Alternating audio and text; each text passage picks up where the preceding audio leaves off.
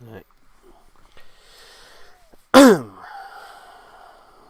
This might not focus here. Don't know. Hopefully things are in quick way to test. Yeah, the focus isn't on properly. There we go. The focus is working correctly now. Hooray! So get things. Yeah. There we go. Oh, what the oh. Your ad blocker has been updated, great. What a time for that to bloody pop up. Hopefully the audio this time is a bit louder than that, because I noticed in the past few streams and that the audio was a bit quiet, but hopefully now it should be alright. I just don't want it to be peaking, basically, but I think I went a little bit too overboard in the other direction. It won't let me change the thumbnail for some reason until afterwards. God knows why, but yeah, for some reason, if you're wondering why when this video is live, why the thumbnail is talking about the last live stream, for some reason it's not letting me change the thumbnail. Hopefully I can afterwards in that, but yeah, basically the topic of this video is mostly going to be the Season 15 Blu-ray set, which I've watched about 99% of it now. The only thing really haven't the only things really I haven't watched from it is the Panopticon archive stuff and the In Conversation with Louise Jameson. Those are the only two things I haven't watched from it, but everything else I have watched and that. So yeah, including the Graham Williams documentary, which is a really good one, and clearly where most of the budget for this one went, because there's not, other than the behind the sofas, there's basically the three main special features on this, other than the behind the sofas that they did, which is finally having a a making of documentary for Horror Fang Rock, which, hooray, finally. The In Conversation with Louise Jameson and the Graham Williams documentary, and that those are the three sort of main sort of highlights of this, and each one of them is considerable in length and that. So yeah, and the behind the sofas, which are entertaining and that. It's a shame, obviously, that they couldn't get Tom Baker and that, but Tom Baker generally he doesn't like to travel from his house really at all.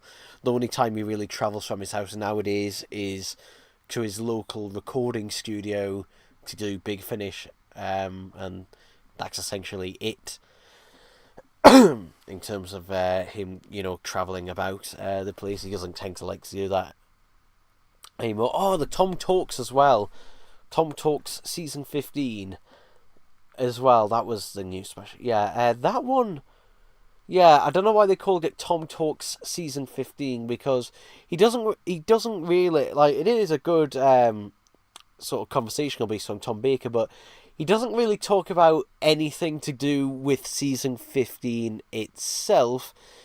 He more talks about just his life and that in general, and a lot of it isn't even during the period of season 15, so yeah, if you were thinking he was going to talk about his experiences working on season 15, no. And that, I mean, it's Tom Baker, he'll go off on one about some, but, it is always interesting to hear him talk about it. But, yeah, the title of that one is a bit misleading. Tom Talks season 15. It's not really that. It's Tom talks about whatever Tom fancies talking about, to be honest. Yeah.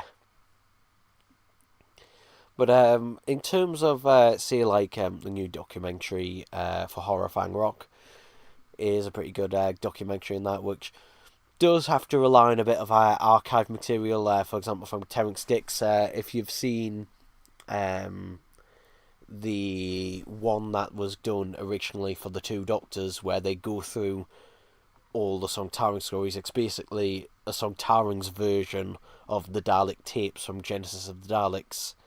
Special feature. Basically, a lot of stuff from there is basically reused here, maybe expanded on a little bit, but a lot of that is being reused here because obviously, unfortunately, Terrance Dicks is no longer with us.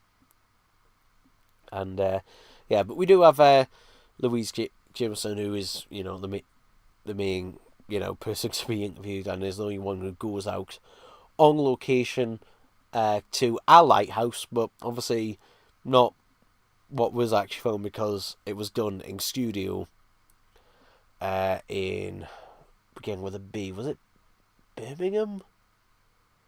Can't remember. It was somewhere that began with a B. Basically, they went to another studio that wasn't BBC London Studios. It was a different one, and I can't remember the name of it for the life of me to film that one. But yeah, season 50. I will say also, a lot of this season, in terms of like visual quality, a lot of it, to be honest, it's not going to look, as significantly better. Mainly because a lot of season 15 stories that were released on DVD were towards the end of the DVD run, with, exceptions like Horror Fang Rock, which do look significantly better than their previous ones. I still don't know why. Like, I had a glance at the CGI updated effects. Why they replaced the model shots in some of them, all of the ones that they do, because a lot of the time the CGI looks way worse than the model shots. Like, a lot of the, like, season 15 has some pretty good model shots in there throughout. Some of them look, better than others, but still, a lot of them look really good. So, yeah, I don't. Personally, I never get the appeal of them, to be honest. I think they look really out of place, particularly when you've got HD digital effects put on top of, a videotape master. It just looks so out of place, basically.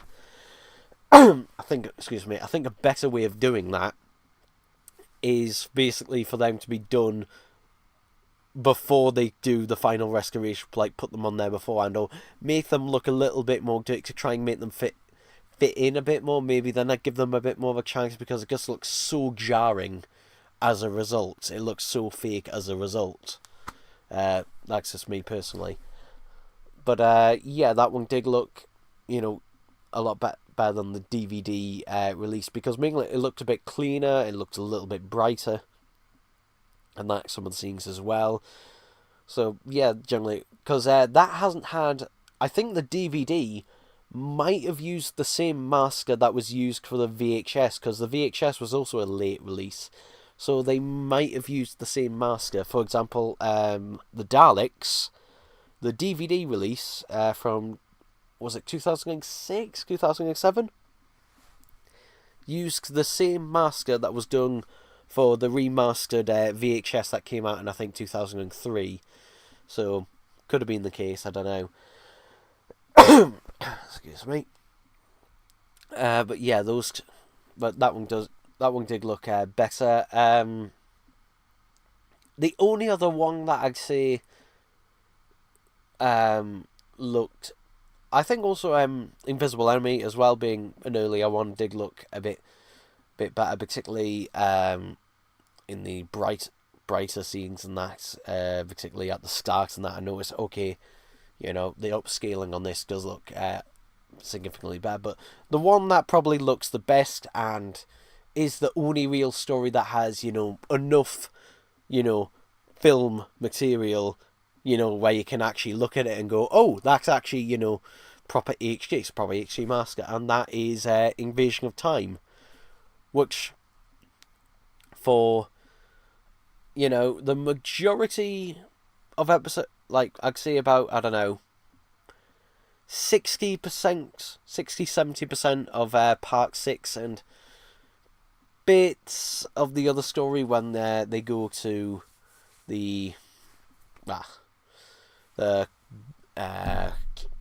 barrier power station thing. Basically, those bits that are filmed, they have basically rescanned them and redone them, and they do look really good and really sharp as a result.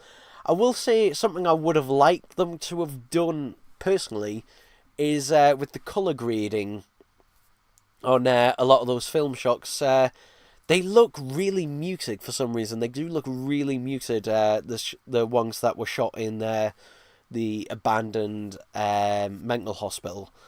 Like, yeah, I don't know. Maybe they could have just turned up the colour grading a little bit. I don't want them to look oversaturated, but they did. It felt like they done it a little bit, undersaturated and that, or just taking it off a raw scan of the film. That's just me personally. I would have liked it if they maybe, because it does, some of the bits, while they do look really sharp and that, they do look a little bit washed out as a result. I mean, they did beforehand, but they were just going off the old videotape masters. But here, we've got a rescan of the film, and that would have been nice if they'd done that, because it does look a little bit jarring when you then go back. I mean, it looks jarring to go back to videotape in the next scene anyway, but for the fact that suddenly it's got 10 times brighter than the previous scene did in vibrancy.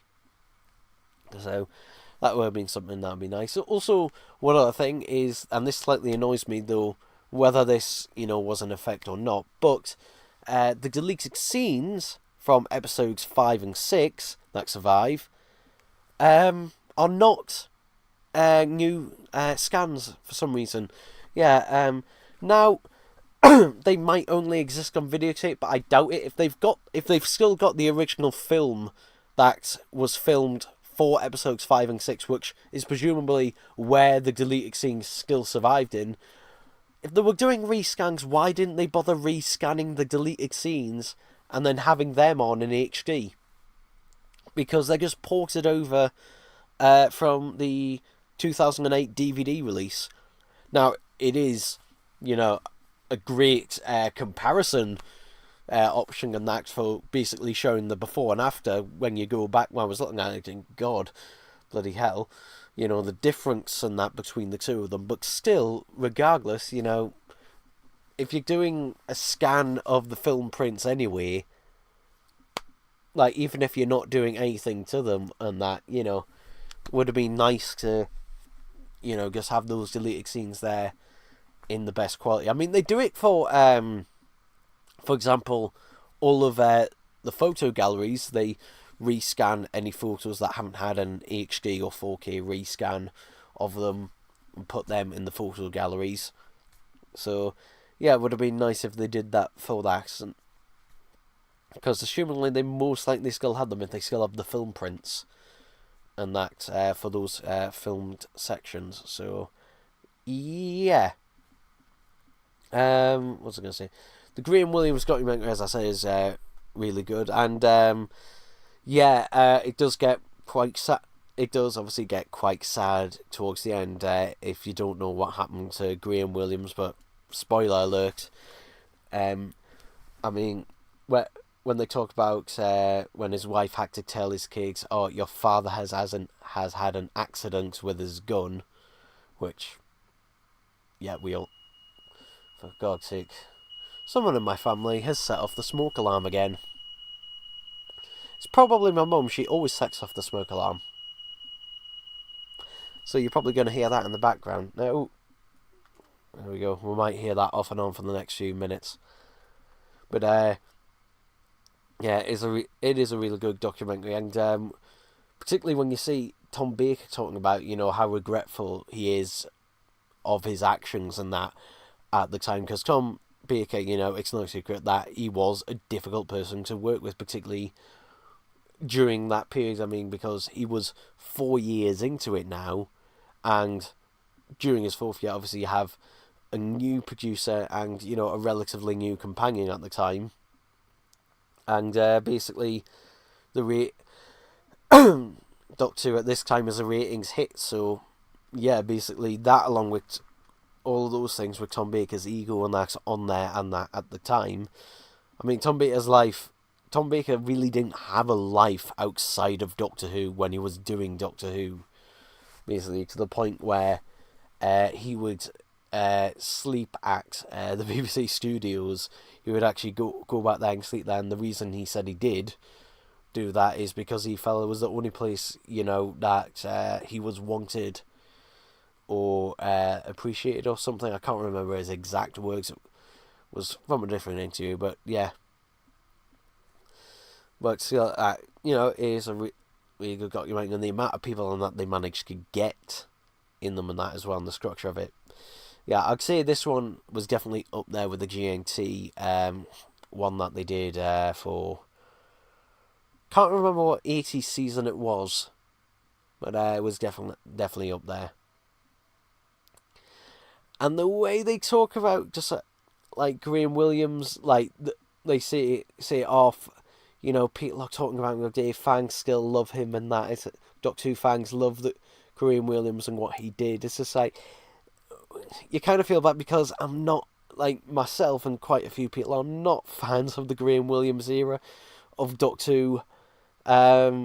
Yeah, like a lot of time it's more misses than hits.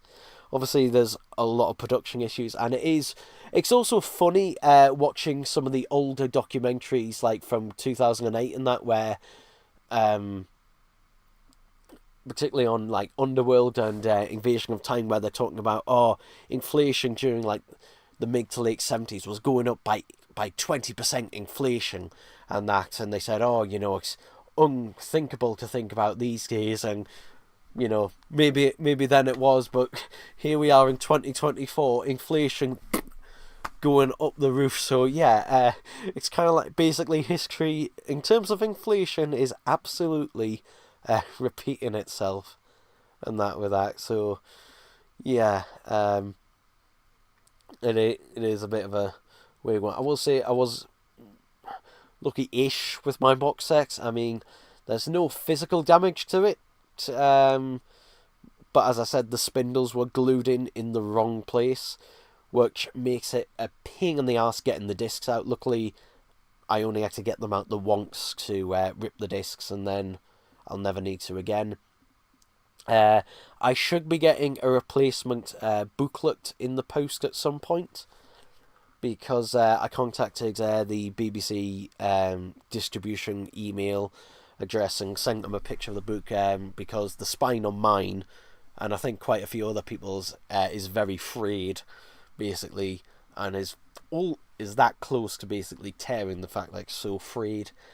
So they're just gonna send me a replacement for that one. So that's the only reason the box set is still kept out and that for now. It's over there. But after that, I'll be putting it away, and most likely will probably never touch the physical box set again, unless I decide to move it somewhere else, because, yeah, but that's also the best way to look after it, to be honest, as well, because then I can just, you know, watch the MP4 rips of all the stories, all the special features, and I've gotten all the PDF and that material and that from there as well. So, yeah, but overall I do feel satisfied with this box set and that.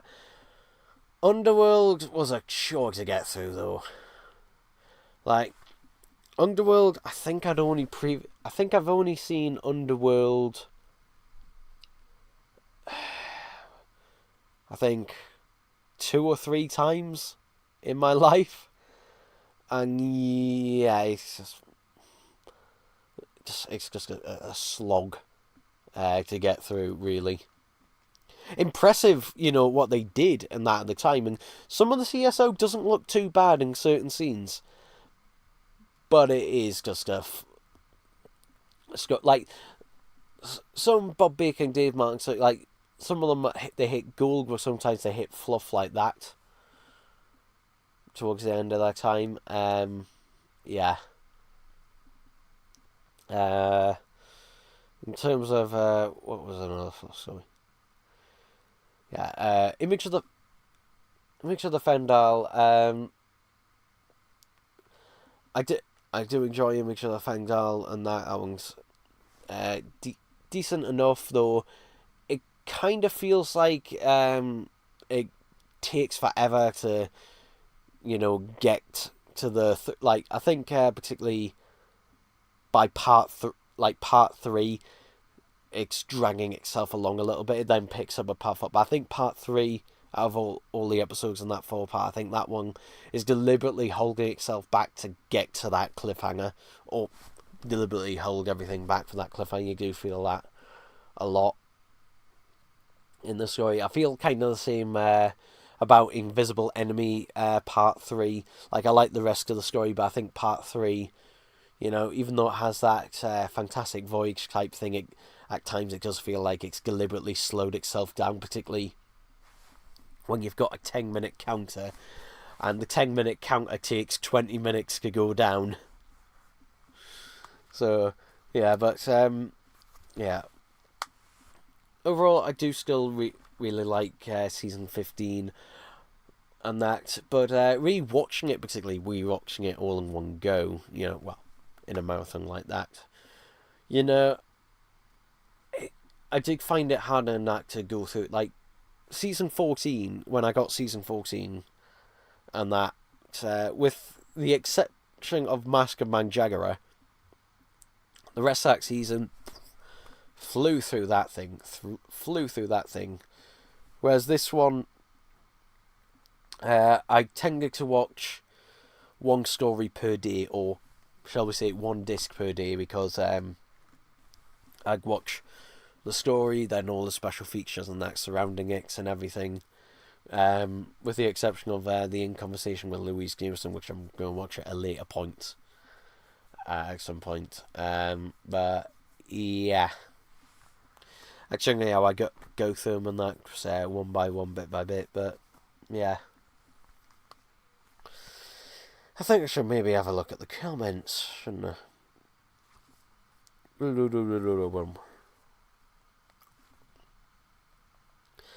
Mark Stevenson says he's got a new Blu-ray set, very good, like the update on Horror Fang Rock.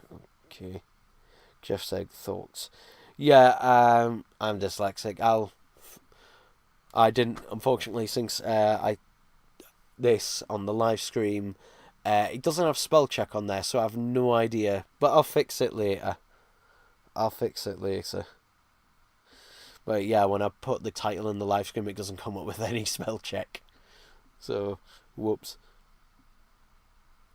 Mark Stevenson, I don't know why they didn't update the others. Well, the Invisible one is the main thing is they generally only have the bug shit to do it for one story in terms of the updated effects, because you got to remember they've got just like the season itself, they've got a set budget which they've got to stretch, throughout the entire season, and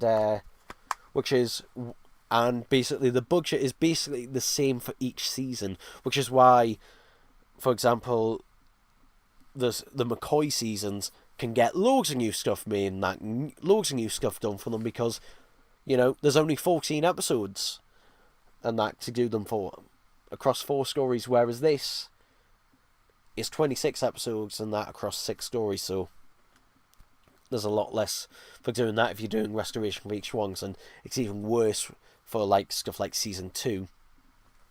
But in terms of updated effects, I mean, they ported over all the updated effects from previous releases. For example, Invasion of Time, The Invisible Enemy, both of those previously had updated special effects for their DVD releases, which are on here as well, and are the new upscaled versions and that as well. So, if you want them, they're on there. But yeah, personally, I always stick to the original, with the exception of Day of the Daleks, and that is only because of Nick Briggs' Dalek voices. But yeah, it's just budget basically, which is also one of the reasons why they're not doing the minisodes that would advertise the Blu-ray sets anymore. Is basically inflation and everything's going up and budget and everything. So yeah, I don't think it was just because people are saying, "Oh, Russell T Davies cancelled it," and that's the end of it. Russell T Davies doesn't really have I think people think Russell T Davies now has a be-all and end-all for everything Doctor Who related, which is not true. Is not true. He can make a push for it or recommendations, but he can't just say yes or no to everything, and that he doesn't have the final say on everything. Like, for example, the Blu-ray sets, and that. To be honest, most of that is independent work, and that's mainly from fans and that, a lot of fans and that who are working it professionally. But yeah, anyway. Can't wait for the new figure. Shiny Mike says, "Did you see how Alduar disses you in that recent interview?" No. If people keep talking about this recent interview, can someone send me it and or send me a link with the timestamp in that? I don't know if the chat allows you to put in links. If not, just tell me the name of it and what time he talks about me, and I'll do it on screen because I would love to do that. So please get on that. Maxine said, "I skipped Deadly Assassin set and Taz set." Yeah. I mean, I've got one Deadly Assassin set, and that was I waited for that to go on sale, and that was a late Christmas present of my sister. And the only reason I really wanted it, as I said in the reviews, because I never got that original Time Lord figure that was released back in 2008. That was basically the main reason for it.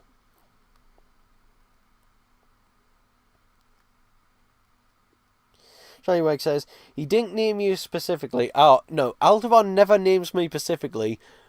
But I can always tell when he's talking about me, though. I can always tell. Because he has spoken about me before in another video. For example, the first time he properly knew of mine, for example, when I was the one who found the leaked pictures.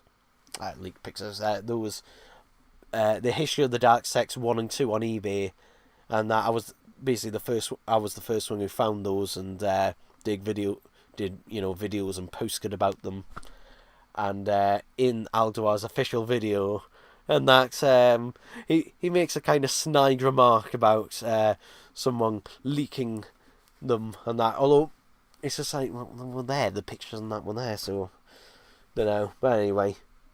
But someone did tell me who received the sec that Alduar did see that video initially, and that is just being a rolling snowball from that point.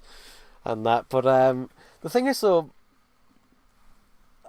and I've said this before, the more Alduar pisses people off and fucks up, the better my channel does as a result. It just is true. It's just true. Like, you know what? Here's an ultimatum, Alduar. The problem is, Alduar only talks to yes men, or yes people, should I say.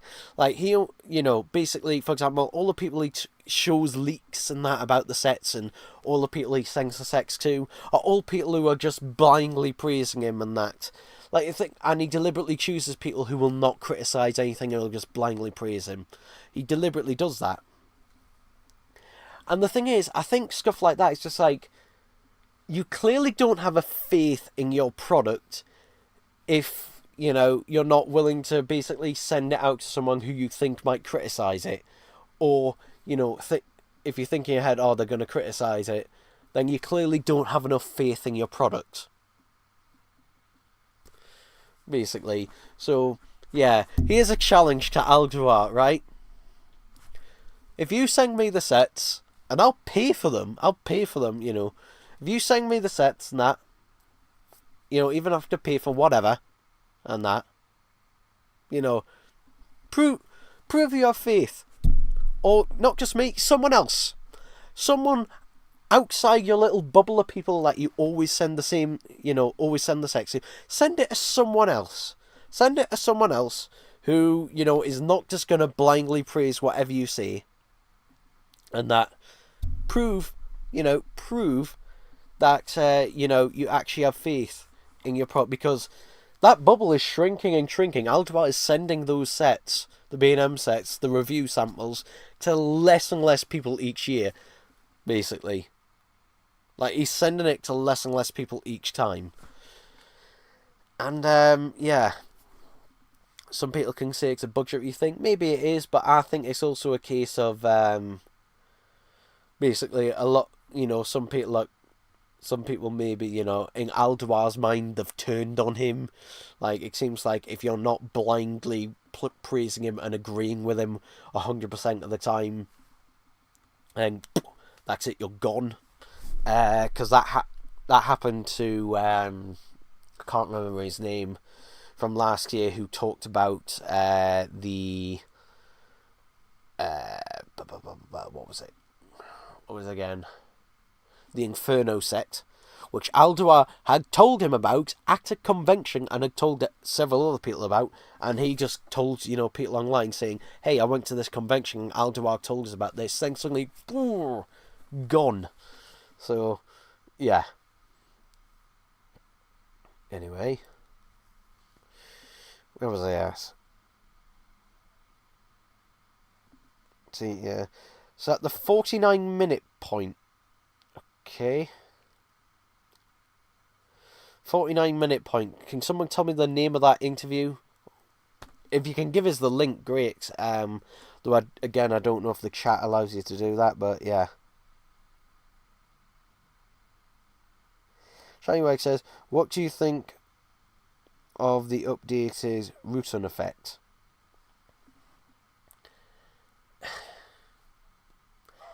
I mean, I think the same thing that I thought.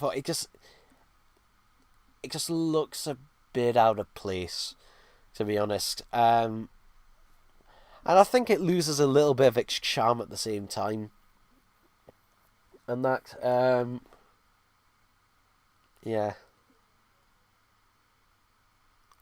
Like, it looks alright, but the problem is the CGI a lot of the time is so bare bones shit. To the point where it's just like, why?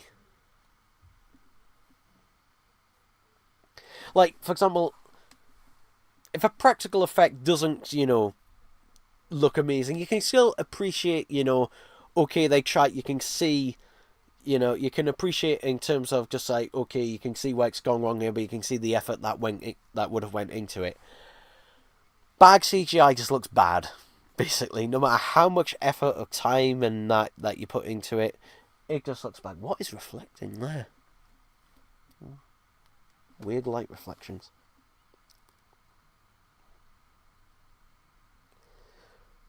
Yeah, Joe Williams says, when will we be getting season 6? I'm not in the UK of the...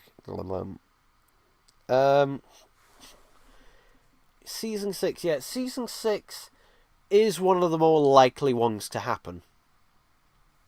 In terms of the black and white era. Like, in terms of seasons to get... Like, for example, they're going to hold off on season 4 because it's so nearly complete. It's so nearly complete. So, I think they're probably going to hold off on them, particularly now that, the animations are going to continue. They're probably going to hold off on that. Like, basically, Space Pirates, while it would be an easier one to animate, I don't know if it's a one that,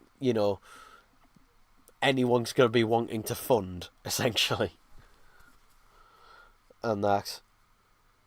To be honest, if anyone was going to do it, I'd rather the people who have done the bloody Web of Fear and Celestial Toymaker one, because, oh god, Celestial Toymaker, I keep forgetting that thing's going to come out. And that, but yeah, Celestial Toymaker, it's going to look, it's going to be shit. Like, the trailer looks abysmal. And that, it looks slightly better than Web of Fear, maybe, but god, it's so bad. Like, the fan animation that was done for it, like someone did for it, was better. I'm not going to say it was perfect. It still had problems. It had problems. And that, and I think at times it deviated from things a little bit too much, but that was much better. That was infinite. And that was done by one person. This is done by a team, and it's something we have to pay money for. Oh, God. I've pre-ordered it as well, but to be honest, there's 2 reasons for that. One is because I'm interested in, a shit show, and that, plus it'll make good videos out of. But 2, mainly, I think there's a new documentary in that on there, so, we'll see. There'll be a new Telesnap Recon, which will be superior in every way. Mark Stevenson says, some film is hard to get in 1080p. What? Some film I'd hard to get in 1080p. What? What does that mean? Some film I'd hard to get in... What, do you get a hard on? What do you mean? Because film essentially starts at 8mm film, which is was never used for professional use, at least not in the 1960s, 70s and 80s and 90s or anything like that. But yeah, so basically Doctor Who on film, basically it would either be 16 or 35mm film. And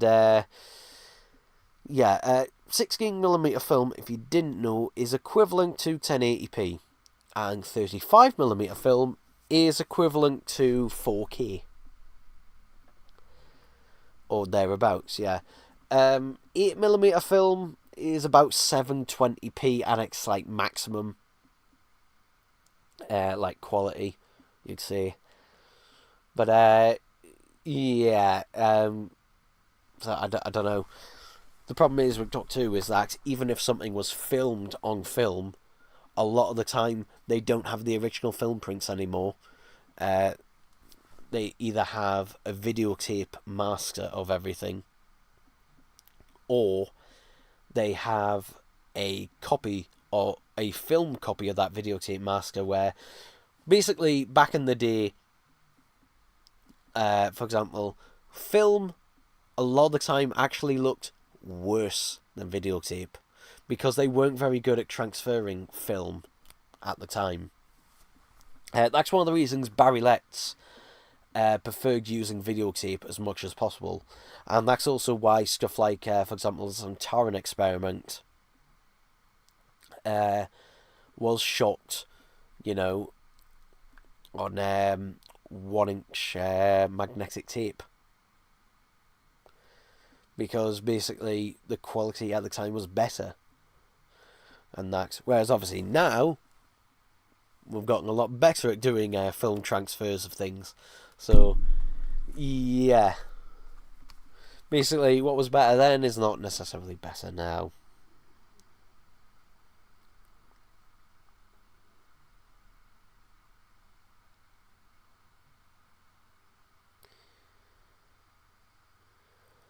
Okay, Joey Adams has been on holiday from Australia for last month, went to Cyprus, going to Oxford University, Mark Stevenson says, Tom Baker could not get on with John Nathan Turner. Yep. Well done, that is not news to anyone.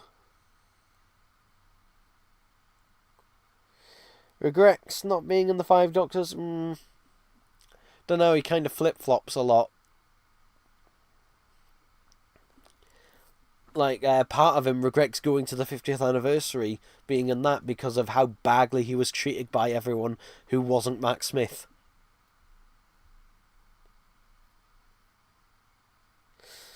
Like, for example, probably Shada, the bit at the end of Shada, the animated, reconstruction type one, that live action footage at the end of Tom Baker's probably the last time we're going to see him, a live action Tom Baker, particularly also in costume in Doctor Who. I hope I'm wrong, I really hope I'm wrong, but it probably is.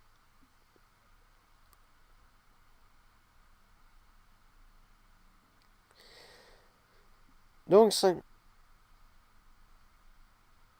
Okay, so I'm skipping ahead a little bit because someone has sent me the name of that Aldebar interview, and here we go.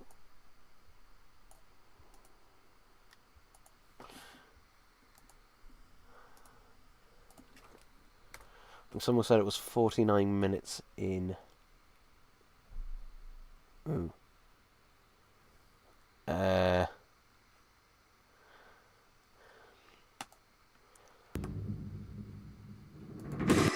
Right.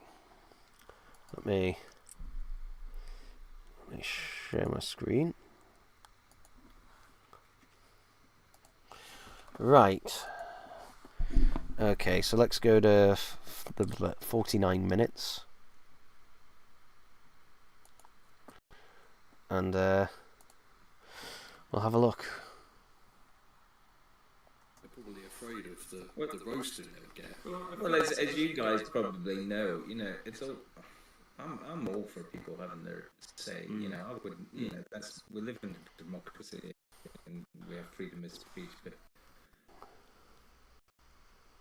oh God, I think I'll have to go out of full screen because it's not coping. It's not fucking coping. Yeah, I think with OBS and everything else open at the time, it says coping.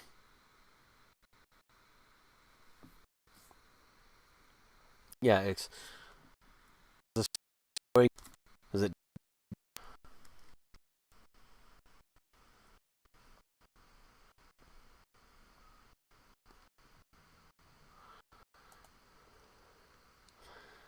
with the display capture on that. It's just...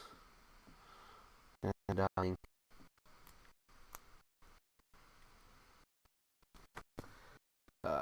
Fuck.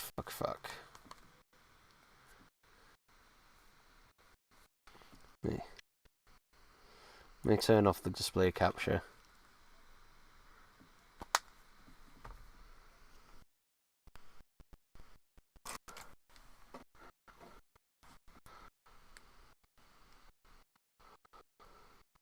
For a minute.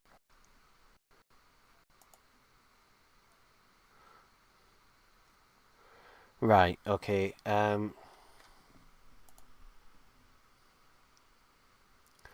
So might have to just do this with the camera there and switch between the two and that, so some of these people are talentless hacks.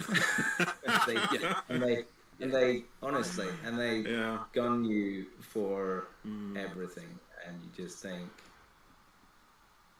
fair enough, fair on you. You get a chance to have your say, but I've seen your YouTube videos, and you can't even spray something using a rattle can, and you're costing me. In fact, that's the thing. I kind of think everyone's an expert, aren't they? Everyone's an expert. Put your money where your mouth is, and it's easy to criticise and make that the default, and but also often do it from a place without an understanding behind things as well. So well, that's why I think it must be difficult for yourselves and the likes of the people that make Doctor Who. I mean, it must be, like I say, as far as I'm aware, everyone on the planet that's been involved in Doctor Who behind the scenes or making product, literally, they care. They care like next level. They care. They do stuff that they don't get paid for. Ed said it there. I do stuff that I don't get. It's not that I don't get paid for it. okay, I think that's the end of that, but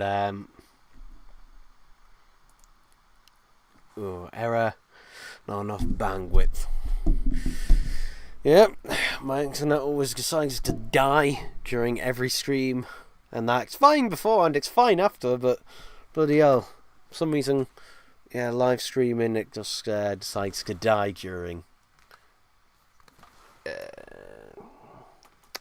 Mate, just check.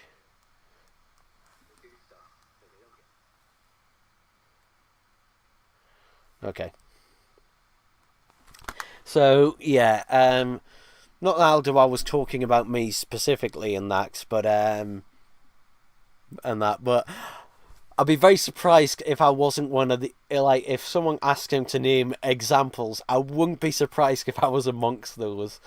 Because I don't know many other YouTubers and that who review the B&M sets and that who are as critical, shall we say, of them as I am, maybe.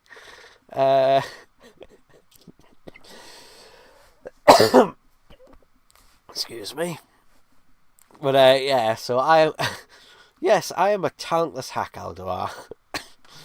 And that's, but as you said, everyone is an expert and everyone knows what they're talking about. And I do know what I'm talking about with those sects and that, because I do, unlike you, Aldebar, I do the fucking research beforehand. And to be honest, the research doesn't take very long. To be honest, most of the time I can see if something's wrong the instant I see the figure. And the fact that, most of the time I can instantly see, major problems instantly after seeing the figure for the first time. Yeah, that's not good. That's not good. And that, so, yeah.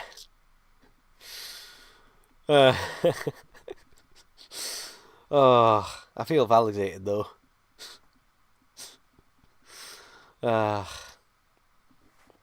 I do feel validated by that.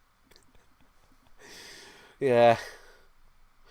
I mean, you can say it's a pointless gesture in terms of basically, no matter what I say, Aldebar's never, ever, ever, ever gonna listen to me. And that. Or take on board any criticisms.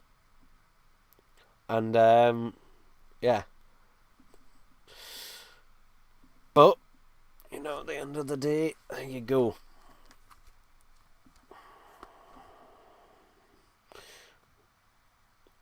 I gotta find where I'm at.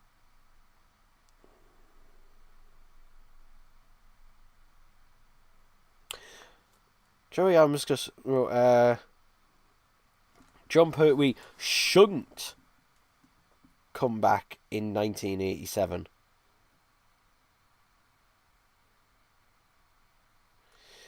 I think I must have missed something here. Where was I at? Don't be able to get something. No, I didn't. When we get Joey Am says, when we're getting the next box set of Doctor Who, I'm going to the USA in June. Okay. And then back to Australia in October. Okay. Lucky you. You do realise importing exists. In fact, I've had a lot of people in America and Australia tell me that, less so in Australia, more so in America, that they import the UK ones because the packaging is better.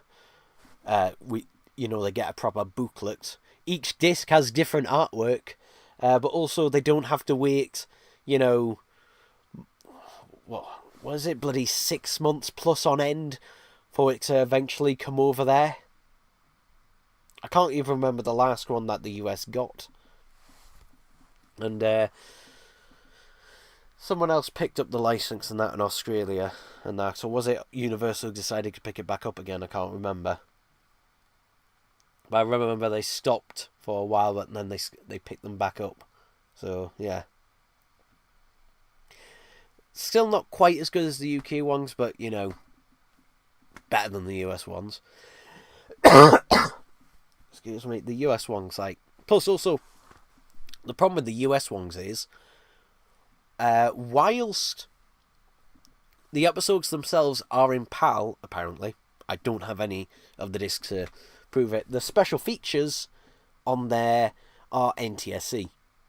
Yeah, so, downgrade there. So yeah, expect. Plus, they're region free as well, so you're better off importing. Plus, even if it's the standard editions, a lot of the time we're getting the standard editions, and that a lot quicker. Obviously, US never got. They only ever had standard editions and that of things. So yeah, and they're really weird. They're named as well, like Tom. That if they get season 15, it won't be called season 15. It'll be called Tom Baker, season 4, which just makes things needlessly, more confusing, I think, for people. Like, obviously, they're released out of order over here, but, target audience, like, Joe Public is not buying these. Like, for example, the only place, the only retail place you could buy them from is HMV in terms of a physical store. Though I wouldn't recommend it because, God, why did HMV do this? But they put them wire security things on them they also do them so tight that they literally break the cardboard. They actually dig into the cardboard and break the boxes. That they're so bloody tight on that. Why? Like, honestly, why? Like, they're a harder thing to nick. But if someone is gonna nick something, they're gonna nick it. There are other ways to do that. Like, literally, the more sensible way, and this is the way they sometimes do it, but not always. At the moment, if you want season 15 in HMV, and this is the best way to do it, basically, there's an empty box on the shelf that says, Doctor Who season 15, bring me to the till to purchase. And you purchase, and then it's basically kept behind the tills. Perfect. That way they're not damaged, and that there's no issues, and that everybody's happy. Why they don't do that, I don't know why. I remember there's been a season, I think season 22, sitting in my HMV for bloody ages. And the reason it's sitting there is because basically, who wants to buy at full price as well, you know, a damaged collector's set? Like, why? You know, if I want to save money, then I'll just buy the standard edition. Or wait for that one. So, yeah.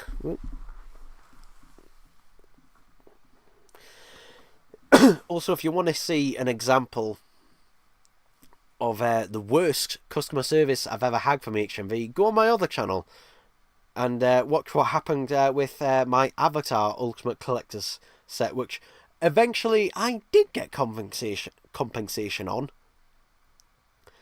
But my god, the way, like, the thing that got me angry is just, like, the way that person spoke to me, bloody hell. Anyway, that's another video another time. Anyway.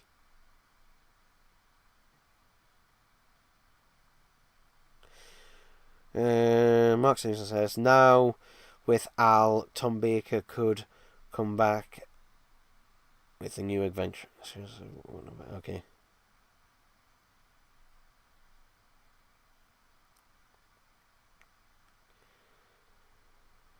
Mark Stevenson says, you spelt Y-I-U, play VHS? Do I play VHS? I currently have, not in here, but in storage, I've got 3 VCRs. Still, I used to have way more. At one point, I think I had 6 or 8 at a time. But I've currently got 3 VCRs, and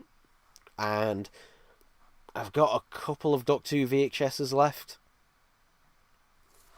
For example, I've got Silver Nemesis somewhere, mainly because of that documentary. Hopefully they can clear the rights for that American, like, behind-the-scenes documentary and that for its Blu-ray release. But, yeah, there's a few like that. Do I play them? No.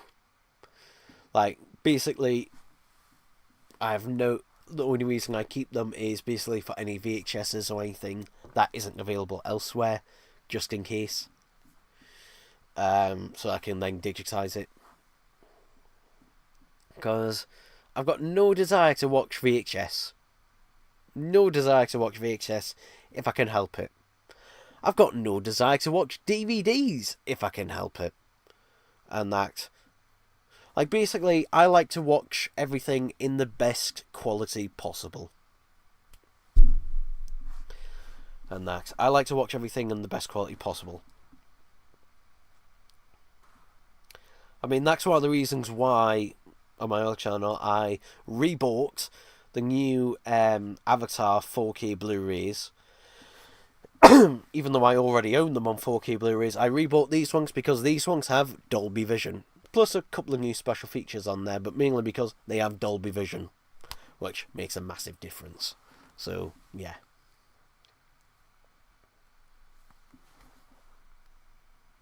Pain in the ass to rip, unfortunately, because Make MKV strips off Dolby Vision, which is a shame.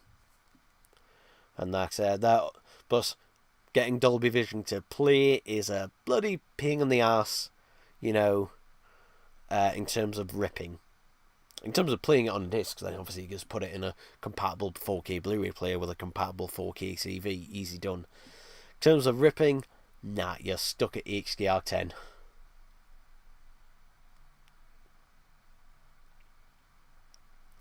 Mark Stevens said he's got the Tom Baker years on VHS and signed by him too. Okay, great. Yeah, that was included on. Excuse me.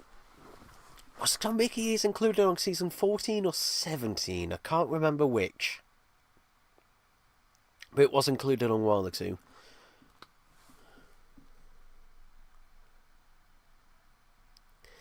To be honest, the Tom Baker years I don't find as interesting because he can't really remember anything from them. I think the best ones are Daleks, the early years, and particularly Cybermen, the early years, and that. I think those ones are the best ones, yeah. And Daleks, the early years is on Power of the Daleks Special Edition Blu-ray.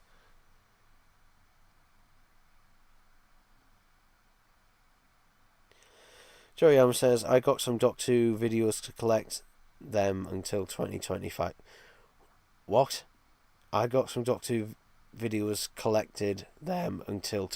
What? What? I'm sorry. I'll just read this out again. Joey Adams said, I got some Doctor Who videos, collected them until 2025. Collected them until 2025.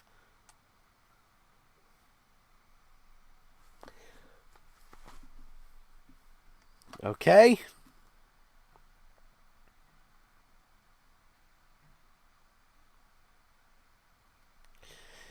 No, I do not currently have a job at the minute. I am applying, but at the moment I do not. And to be honest, I don't know if our mental health is actually capable of that at the minute, of coping with that. I need to go to the doctors and that about that.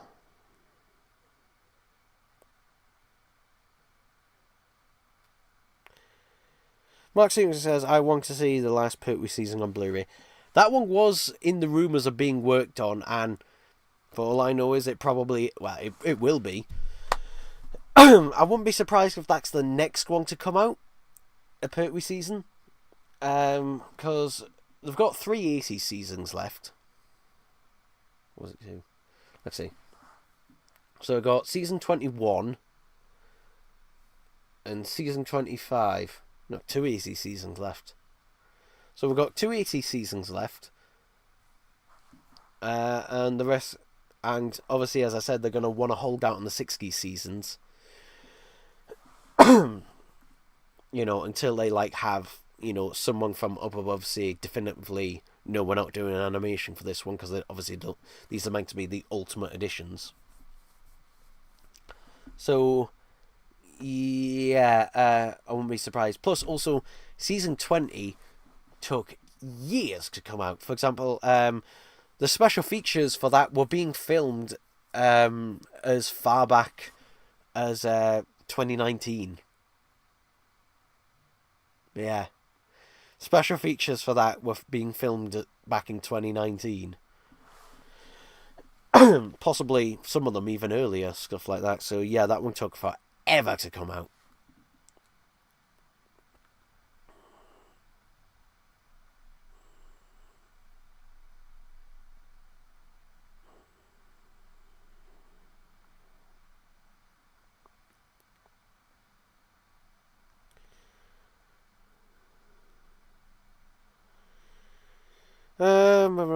Shiny White says, that same channel got Alduar to do a talk about the Doctor Who Inferno sect and the figures, and our repeat of the future Doctor interviews thing.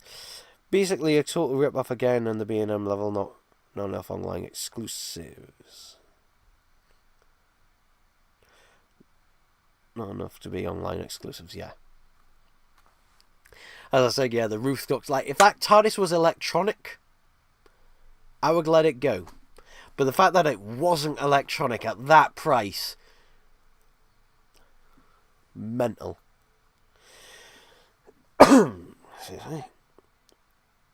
Mark Stevens said Toys R Us had the Doctor Who figures. It did, but yeah, and Toys R Us was good to an extent. Though I will say, at least me personally, it was a lot harder to get Toys R Us stuff. You know, I was very lucky when it came to the Toys R Us stuff, because they didn't get as many in. Because most of the Toys R Us stuff was stuff that was also sent to the US that we also got. So if I remember my Toys R Us, my local Toys R Us, and it, you know, it was the only one local to, you know, anywhere near local to me. I'll give you an example. The 13 Doctor set, my Toys R Us only ever got 4 of them in. 4 of them. Because I was there when they finally got a delivery in. And basically, 2 out of the 3 of them, the boxes were ripped. Because they'd gotten so damaged when they were posted. So basically I was looking between 2 of them, seeing which one had the better paint apps. But yeah, they still sold. Because I remember I was back there the next day for something else, and they were gone. So yeah, and I remember the Dr. Dalek 2-packs, they only ever got in, I think, 1 or 2 of the third of each one out of the third wave. So yeah, which I was again lucky to get. And in terms of, for example, the 12th Doctor's second sonic screwdriver, they only ever got 2 of them in. 2. And I remember, because I got I remember I was in sixth form at the time, and I got a notification on my phone, an email notification on my phone, saying, Toys R Us has got these in stock, physical stock, and basically I ordered mine for click and collect, and after sixth form that day, I then went and collected it, and literally just had a wander back to the toy section just to see, and they had 1 left on there, because so I think they'd only must have gotten 2 of them in, because someone else who just came there saying, "Oh, I just got the notification on my phone and that to see if they had them." I said, "Did you order it?" And like I said, "No, I just came in to see." I was just like, "Why didn't you do click and collect?" But he was lucky there was 1 other one left. So yeah, B&M's being a lot easier, to get the stuff, and that they're much more well prepared. Plus, there's more B&M than there ever were Toys R Us. Like, the thing is, that's the thing with Toys R Us. Although they did have a website, most of the time it was out of stock on the website, or went out of stock almost immediately. Plus, people can put bots, on the website to immediately buy them up. So yeah. And basically, if your local Toys R Us didn't have them in, that was it. Like, most people would only have like 1 Toys R Us in their area. There wasn't, we didn't have abundance of them. And that, yeah. Weirdly, that's not the case. Obviously, Toys R Us still exists now as an online-only store, but it's crap. Yeah, Smith's Toys, though. Notice there's a lot more Smith's Toys now than there ever was. For example, there's 4 Smith's Toys that are local to me. Or semi-local. There's 2 in Gateshead, 1 in Sunderland, and 1 by Wallsend. Anyway, that was a random tangent there.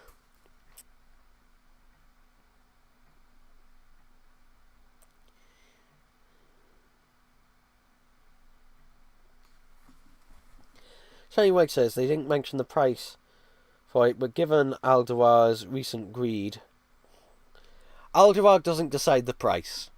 I'm going to say this now. Like, if there's one thing I can say Aldewar's no control over, it's the price. He does not decide the price. That is not his job.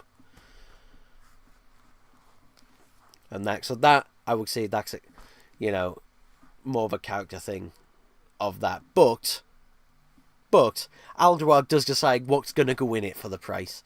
And for him to look at that and go, yep, non-electronic TARDIS, and that, with the future of Doctor that's mostly a Donna Noble figure, yeah, 40 quid for that. Fans will be thrilled getting their value out of that. Because I don't mind paying for something, if, like, for example, I don't mind paying more for something if it's got, value in it, like quality. Like, for example, let's see, my phone. This is a Samsung Galaxy Note 20 Ultra. This was, I think it was £926 or something like that. It was, say 930 quid for this, okay? Which I got back in January 2022. And that, that was expensive. Was it worth it? Absolutely, because I use every day, and I've had it for years now. Buy it for 2 years, absolutely worth the, absolutely, worth the money. But like, I wouldn't put the same value into this into, say, a packet of raisins and apricots from Asda. So something I have there. So yeah, in fact, actually reminds me.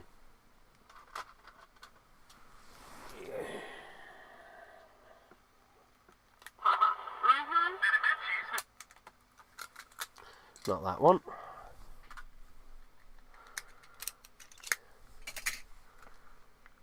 Might be in this one. This is the one. Hello, Waldemar. I want to play a game.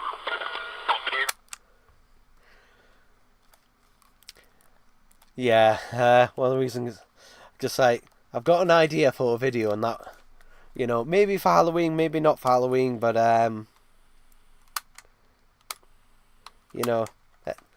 there's a little preview of what the idea could be. What could I be doing? Hello, Waldemar.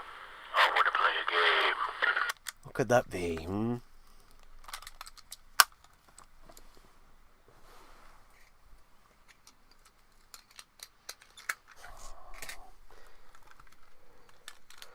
Yeah. Here's a one that looks more like the Panasonic ones actually from the Saw films, which I beat the shit out of it because it doesn't work properly, this one, and is made of such a cheap plastic that I had to bash it to get it to work properly, and that because this one's a cheap no-name brand. This is a proper Sony one. Yeah, still technically works, this one. Tell you what, let's play a game. Let's play a little game while I have a think and check the comments. I recorded some audio from a TV show the other day on this. See if you can guess what it is, and if you can name the TV show what it's from. I'm even more impressive if you can name the characters of the episode it's from. Raise your eyebrows at me. Are you kidding me? You're trying to judge me? You have very uneven eyebrows, and you work at a Menchie's. And don't even get me started on the rancid internment camp that is the LA County Courthouse. Hey, you want to know what I do when I have a really bad, awful, terrible day? What? I imagine my great-great-great-granddaughter in the future talking to her class about me. She's poised and funny and tells people about me and how everything worked out in the end. And when I think about that, I think about how everything's going to work out. Because how else could she tell people? But it's fake. Yeah, well, it makes me feel better. Oh, hi.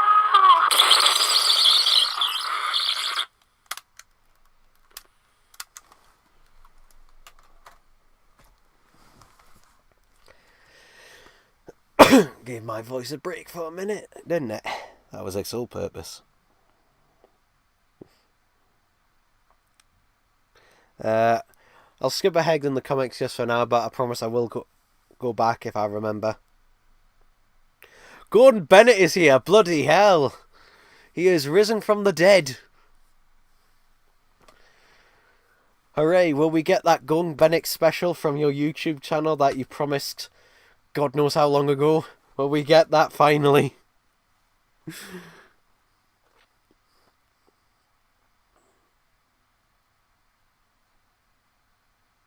Gordon Bennett has gotten into philosophy. There we go. Plus Gordon was sick. Oh. Shall we play a game? Hello, Valdemar. Let's play a game. Yeah. Yeah. Thing is, I've thought in my head the type of traps which would be perfect. Like, one of the ideas I had is basically Alduar has to paint a Dalek the correct colours. And if he can't, then his fingers are unnecessary because he cannot paint. He cannot get colours correctly. So his fingers and therefore his eyes, since his eyes are clearly colourblind, vamoose. type thing. I don't know.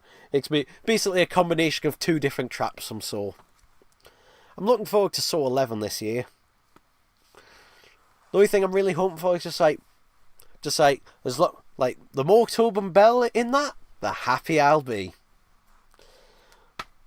But can they please get on with doing Saws 2 through 7 4K Blu-rays? Because I'm hesitant to buy Saw 1 and 10 and Jigsaw on that 4K Blu-rays because I don't want to buy them and then suddenly, you know, for them to do a box set which will have probably new special features, or if not, you know, just be cheap and better value. And that, so, you know, come on, do it, please, please. Anyway, England versus Belgium tonight. Okay, if that's football, whatever. I really don't care. Gumbank says let's play Truth or Dare with 6 Sec. Ooh.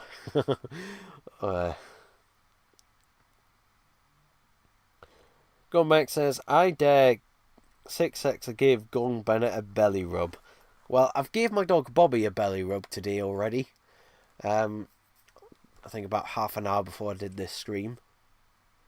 But yeah, Young says he recently had his fur cut, which you can see a picture of on my Twitter.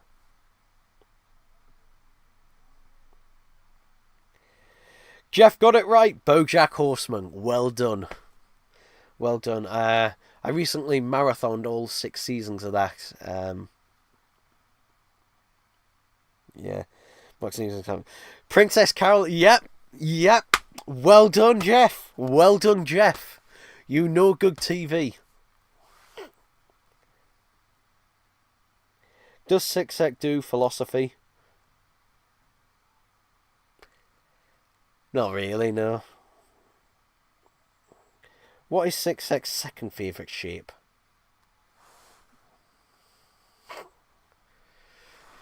Ugh.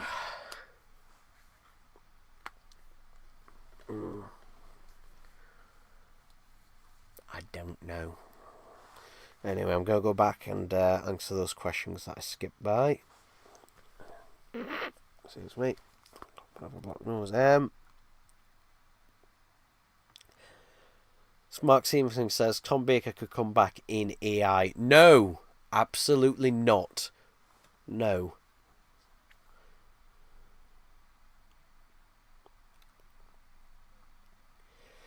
Duncan Kilburn says, what's going to be in the new Resurrection set? Have a guess.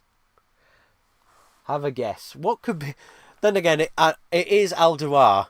Like, if Alduar... The thing is, though, if Alduar does a Resurrection set and there's no Daleks, no Davros in it, the thing is, though, like, that seems unconceivable. But remember, this is the same person who did an Earthshock set with no Cybermen in it and did a Deadly Assassin set with no Master in it.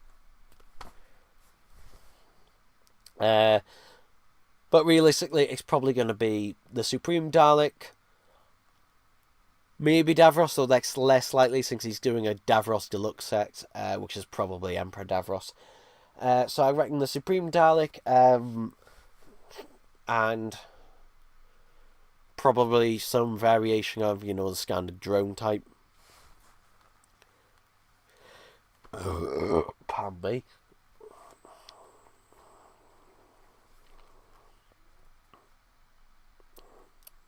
But, yeah.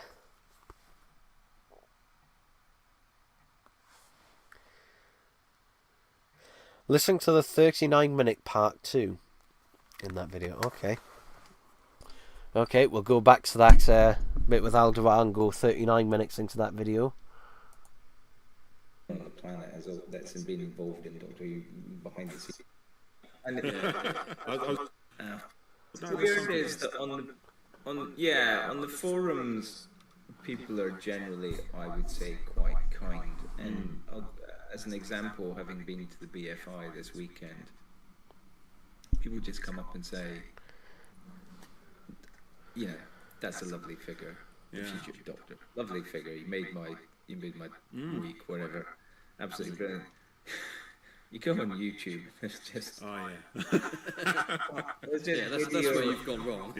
video after video after video. Video after video, Aldebar. I wonder how many of those videos are mine.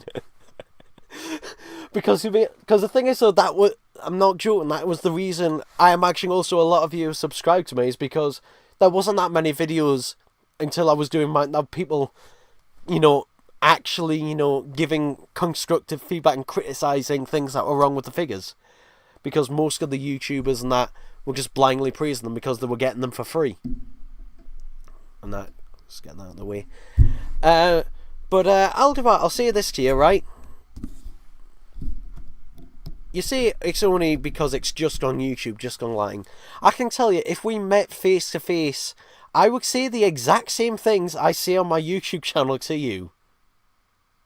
I would say the exact same things. And if you don't believe me, because that's the thing with me, I don't have any filter. Which can be a good and a bad thing. And that. But, yeah. Like, I wouldn't be horrible in that. I wouldn't try to be horrible, but, the same criticisms I see on YouTube is the same ones I'd say right to your face. So, yeah.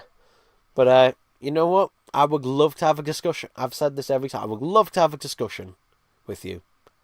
I would love to have a discussion with you, to get to the bottom of things, bury the hack shit, and because the thing is that no one ever seems to get to say, explain the process and your decision making for doing things. Because we never get an explanation on why things turned out this way.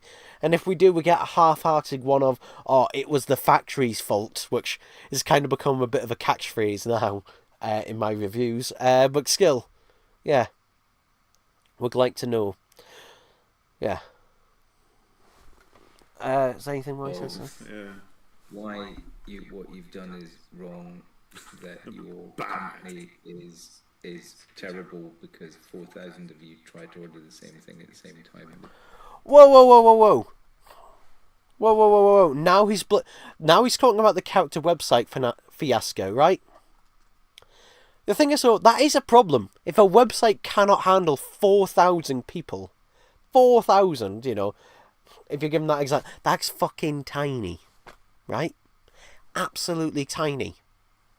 And I know character will not have the same amount of money for massive servers and that. I know that, but still, 4,000, that's a tiny amount of people. You know how many people go, like, for example, okay, the Doctor Who merchandise page, that's a fan website. That doesn't get crashes like the bloody Doctor Who, Character Options official website did. The Character Options official website. That, like the fact that a fan site has better servers that can cope with, probably more people than you can, that is just embarrassing. And as I said in previous videos, there are other solutions. Get someone else to host it. Like, make them available through a third party, or something like that. Or get, some third party client and that to host the website if that is the case. But the fact that this has happened for years, I was lucky to get it when I did.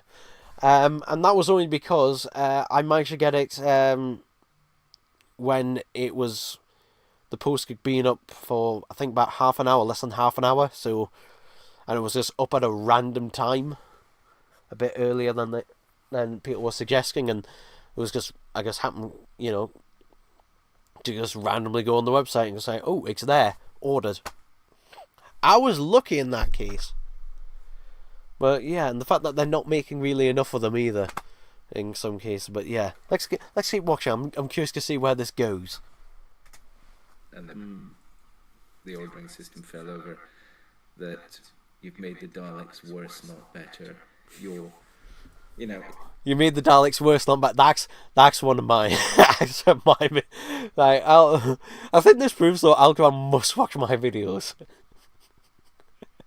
Algernon must watch my, still watch them. I mean, because I know he watched them initially when I did the leaks and stuff like that. But the fact that, you know, he's saying that, it's like, there's no way Alduvar doesn't, like, I'm not saying he goes and watches but, like, he must do. I'd be very surprised if he still doesn't. Because I know, I think the last time someone told me that Alduvar had personally seen my videos was it 2022? Whenever the Death Daleks came out, which I think was 2022, if I remember rightly, around about then. That was the last time someone from the inside told me, and that who they were. And to be honest, I can't remember. And to be honest, I can't remember which one it was that they said that Alduvar watched. It was one of the ones that featured the Death to the Dalek in me mentioning, you know, the show sections. I can't remember which one it was, whether it was the reveal one that I did a reaction to, which I acted doing Whitley B on at the time, or whether it was the review itself he watched. I don't know, but yeah. I mean, I could be looking to this so much, but, you know, just those quotes aside, who else says that? Let's keep going. It's so it was and I know I might be bigging myself a bit up with that about this, but again, like, how many other channels and that are there that do it? Unfortunately, because I would love to find them. Because like, to be honest, in terms of other people who review Doctor Who figures, like, I watched the Batman March video mainly to get a better look at the figures. That's the only reason I watch it, because Batman March's reviews now are basically just glorified showcases of the figures, which is good, you know, to have a better look at them, but that's essentially it. Plus, in terms of like stuff like the future of Doctor Set, I reviewed that way before he did. And that, I don't know why it took him so long. Ooh. We've got a suspected spam call. And that's what I do with those suspected spam calls, immediately hand them up. Anyway, so yeah. What was I going to say? So yeah, if people know actually, you know, another, you know, review on that knows and stuff. So, but yeah, the thing is, so I do discuss it with people. I discuss it with friends and that about it and that. I also ask around that, but whenever I do these, you know, since by the time of reveal and by the time I actually physically get the figures, there's generally normally at least a month, if not more, in between, and that. So by the time I do the reviews on that, I've already done the review several times over in my head, and that. But the reason they're not scripted is because a lot of the time I will think of something whilst doing the review, and that. Now, admittedly, there wasn't a huge amount of time between the Ruth Doctor and me receiving it. It was only days, but still, it was enough, and that, for me to do a review. And, you know, apart from the non-electrics and that, and the roof and that, I did like that set. And that, but yeah, no excuse for the non-electronics and that. Anyway, Alduvar, you got anything else to say for me to comment on? Interesting, because I was thinking about this the other day, and I'll be honest, I'll be very honest, I actually have been quite down recently about Doctor Who and the effect it has on me. And I'm not looking for a sympathy vote, by the way, but especially when The Fugitive came out, and I was quietly quite proud of that product, and then you go online. Whoa! Quietly quite proud of that product? You were not quietly quite proud. It was very obvious you were very proud of it, because you were shouting it from the rooftops in every fucking forum and all across the internet that you bloody could. You were not quietly, like, I'm sorry that you're feeling down about things, but you were not quiet about feeling proud of that in any way.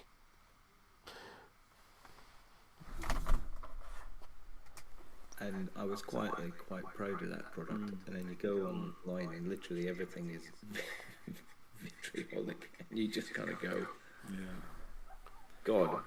Well, Basically, I mean, I don't know what a lot of other people saying that, but I know the main consensus was from me and other people is the price and the fact that it was non-electronic, and that it really should have just been a B&M set. Like, I'm going to be honest, like, Algebra, if it had electronics in it, fine. I would have gave it a pass. I would have gave it a pass, because then I would have at least said, well, it's got everything in it, and that there hasn't, there's no cost-cutting measures, and that, no massively, obviously, cost-cutting measures for it. I can say, okay, it's got everything and that it needed to, and that for the money. That was it. Other than that, I did like the set. I did like it. And that's someone who's not, the biggest fan of the Ruth Doctor. And that, it would be a figure I'd purchase and that, but it wouldn't be something I would, be jumping for joy, excited about. And that, like, for example, the Jungles of Mechanus set. Which did have a couple of slight problems itself, mainly the fact that they didn't have that glossy metallic type finish on the blue on the domes, which they really should have. But even then, I really loved that set. But yeah, I should probably I should probably clip these at some point and do short. Oh, fuck! I just forgot to do it again. I just realised I forgot to set record on OBS. So I'll have to download this live stream afterwards. Great. Yeah. What I try to do is basically record them at the same time I'm streaming them with OBS. So it records. So then I've got a high quality, copy of it, and that. But yeah, I'm just gonna have to download the stream and that afterwards, just like any of you could, and that afterwards. Anyway, you got anything else to say, Aldebar? Well, I'm not sure this is worth it. Do you know what I mean? It's like I've always said the same thing. Doctor Who has never brought me any joy or happiness, and I genuinely mean that. It's never, which is why I think I err to the side of, maybe err to the side of the classic stuff. Okay. Well. Doctor Who has never brought you joy or happiness. I doubt that. And I sincerely doubt that. Like, maybe now, and that, but you're a Doctor Who fan, you are a Doctor Who fan, Aldebar. Like, the fact that it doesn't bring you any joy or happiness, just like, like, okay, maybe not now, but at some point it definitely did. It definitely did. And you would not be where you are today, and that you wouldn't be doing what you do today, and that without it.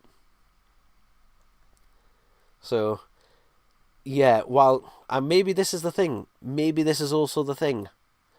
That, because you can tell what sex with figure sex and figures in general, you can tell what ones he cares more about and which ones he cares less about. Like, like the Future Doctor set, he did care about that. He did. It's clear he did. But God, it should have had the bloody electronics. But still, I can tell he really did care about that. It's not always something you can see about the B&M sex. Like, for example, the Dalek sex, you can tell he is bored of the Dalek sets. You can tell. Like, whenever he talks about it, you can tell he's bored of them. And that, just by the tone of his voice, and that, and the lack of enthusiasm.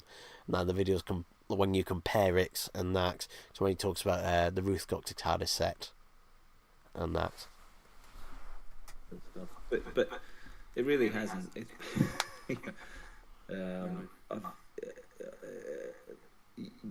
It seems like nothing you do makes anyone happy. One of my best. I've got a friend up in Inverness, and she's actually nothing you do.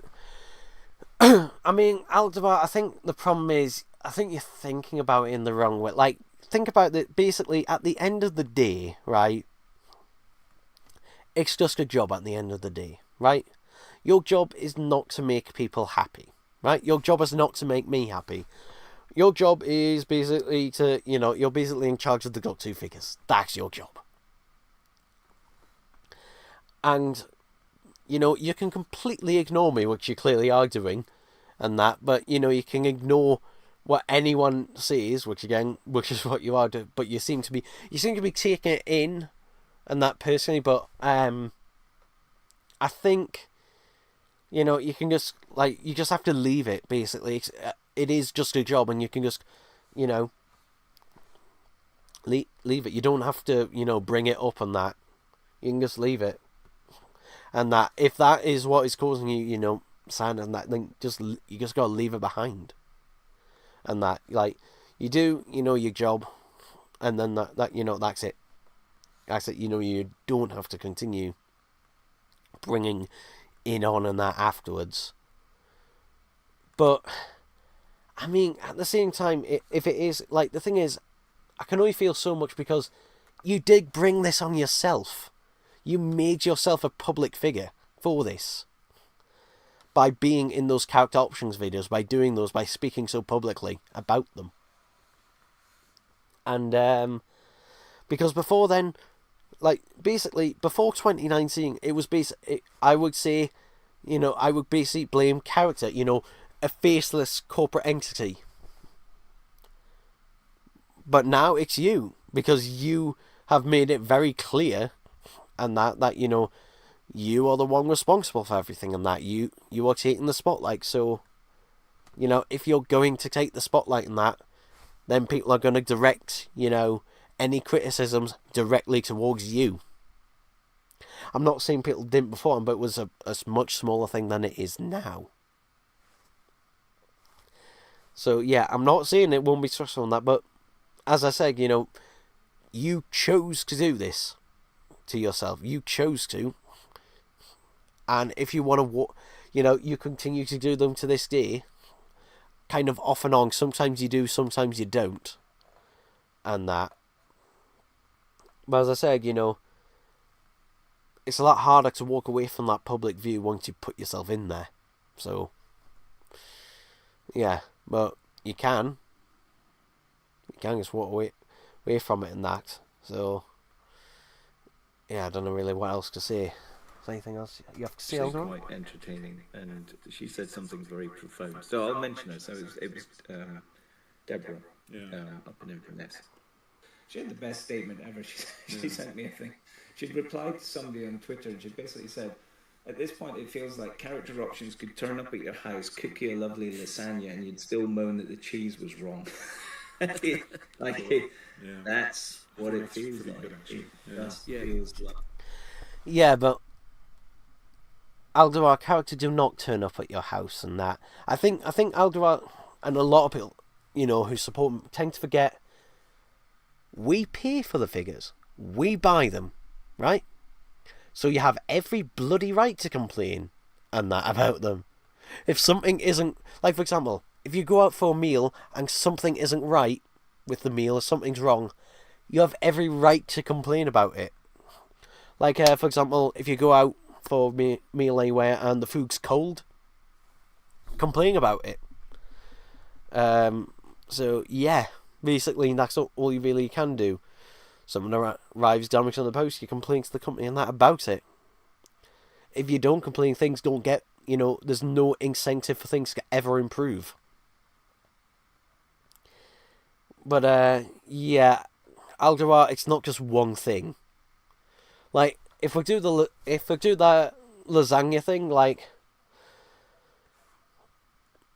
yeah, no, the cheese, basically I would go, right, the cheese is wrong, the meat is wrong, the sauce is wrong, the pasta's wrong,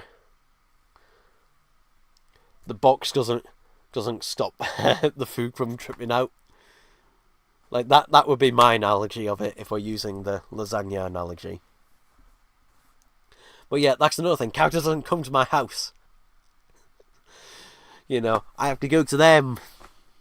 Or wherever they're selling anything. It's Royal Mail who brings it to my door if it's a Character Online exclusive, not you. You box it up. Not particularly well either. It's B&M have to go get the figures. And again, you have to pay for them. So, yeah. Like, you do stuff and you raise your head and somebody kicks you in the teeth because they don't like the Dalek eye. Someone kicks you in the... I think you're being a bit over dramatic. To be honest, the Dalek eyes. Okay, I've got one here at hand. I really like this Dalek eye. Like, I had no problems with this Dalek eye whatsoever. In terms of the sculpts for the Dalek eyes, I had no major issues for the sculpts of them.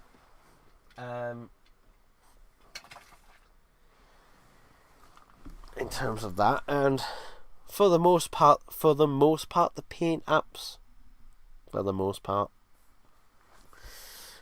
Supreme Dalek aside, and that,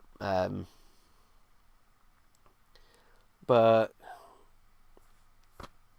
yeah, thing is, it's just like when you get it right the first time and you fuck it up the second time, it makes it a lot harder. Aldebar. And I think the problem is that you're keeping it all into yourself. Like, you say you talk to people on Dark 688, and I say you might be talking to them, but you're not taking any of their advice. And that, so, yeah. Basically, is what I'm saying is, make it more collaborative on that, you know. If you genuinely want to please people with these, then ask people, be more open.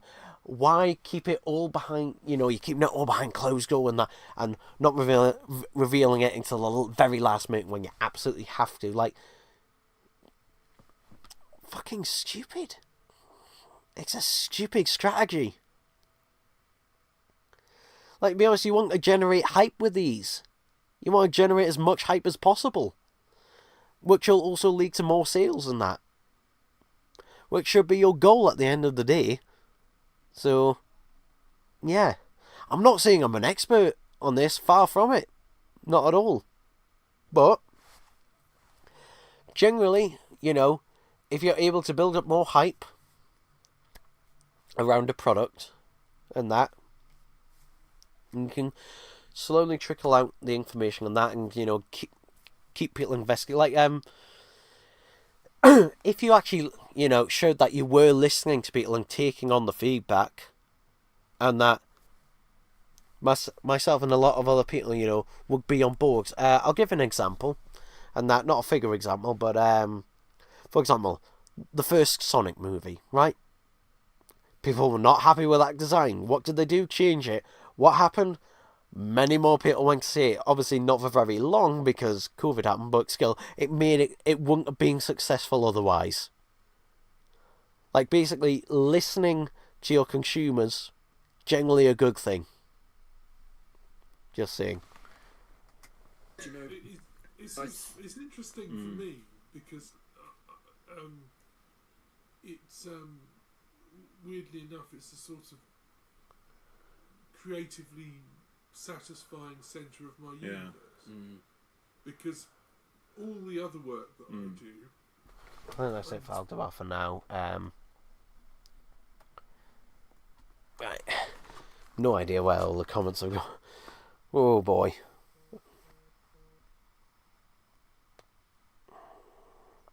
Yeah. So if that took about a whack ton of time, I'm going to plug my phone in to charge it.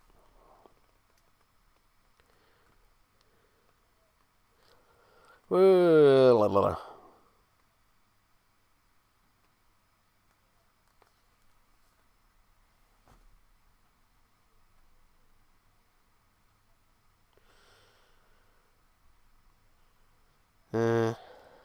Facts, blah, blah, blah, blah.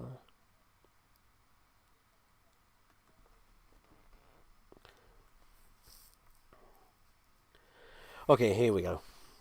I'm back to where I was before.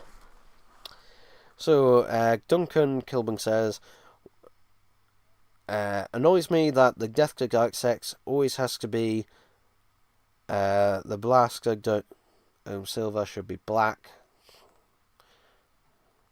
and the machine gun silver. Well, the machine guns were silver.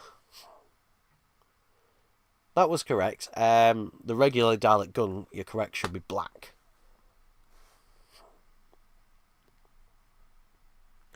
Mark Stevenson said he should listen to the fans. I think he does listen, he just doesn't take it on board. I think he just calls us all haters. Shiny Wake says, mate, this is Alduar. He is too stuck up and stubborn to listen to his fans. He doesn't care about anyone else's opinion but his own. If it was really accuracy on the 60 Daleks, why did they make the Ice Skulk? Why didn't they make a new Ice Skulk unique for Dalek 2? Could have used it for every Supreme Dalek on Earth, which is the unknown and evil. Gamer King says, I see you are doing Young Dracula reviews. Not really reviews, just retrospectives about the series, and to be honest, I'm not too happy with the video actually. To be honest, I should have when I saw it, I should have really gone back on that video and talked a bit more, because to be honest, I was talking about a lot more, so I might do. I don't know when I'll do series 2 or the rest of them, but yeah. Sorry, what was the rest of the comment? On your other channel, I can both agree that the final series is awful and pretend. The final series? I love the final series of Young Dracula. Mark Stevenson says liking 4K. Okay. MWB photography. I quite look forward to starting my own subscription for the Dalek build, which I've seen you've done a video about. Just a shame it'll take 3 years to complete. Right, that was the other thing I wanted to talk about in this video, this live stream. So, the problem I've had, and basically everyone who signed up to the subscription, is they're having a bit of an issue with their website, in the fact that no one has got confirmation emails. And I tried ringing up last Friday about it, which is where they told me the issues and that with the website. And they said, basically, if you haven't received an email by the end of Tuesday, and that then to contact us again on Wednesday, which I will be doing because I haven't received an email. My friend has did contact them today, and they confirmed that his order had gone through, and that, but there was no order number or anything yet, but it was on their system. So yeah. Now, I've been hearing a lot of people talk about that being a rip-off. And there's a difference between expensive and a rip-off. Like, this thing will be expensive. It'll be 1,000... You know, I got the maths completely wrong in the video. I fucked it up. Mainly because at the time I was... You know, at the time I was on bloody a lot of pain medication at the time. So I've got that as an excuse, but yeah, thing is, in my head I was timesing it by 14 in my head, rather than 140. But yeah, it'll end up being around, I think it's about £1,650 total. Which some people are saying, like some people were going way off and saying, oh, you could buy a full-size Dalek for that price. No, you could not now. Like, for example, This Planet Earth. If you wanted This Planet Earth full-size NSD, that'll be £4,000, please. Plus delivery, which will be about another 250 odd quid. So, yeah, no. But even if it was from someone else that you want, you're paying at least £2,000. Or 2.5 at least. But yeah, and other people are saying, oh, you could buy like you could buy all 3 18-inch RC ones brand new. Maybe not brand new, but you could definitely buy all 3 for that price. But they're not in the same league. They're in like those galaxies are they're 18 inches, right? This is going to be 82 centimeters. I've got a tape measure here. So let's go to 82 centimeters. 81, 82. I can't fit this on camera, actually. Yeah, but it's 82 centimeters, which is just over 32 inches. Just over 32 inches, right? I guess I'm actually there. So, 82 centimeters is just over 32 inches. So, you know, it's just under 2 of those 18-inch galaxies on top of each other. Plus, the materials it's made from. Because those things are, you know, one solid thing made out of plastic. These are all separate parts and that a lot of it is going to be made out of metal.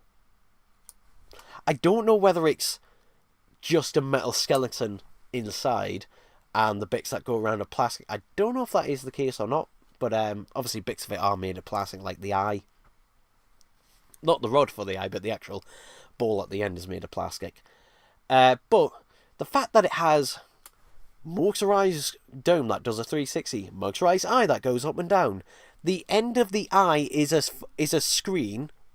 It's a tiny LCD screen, so it can do the eye zooming in and zooming out.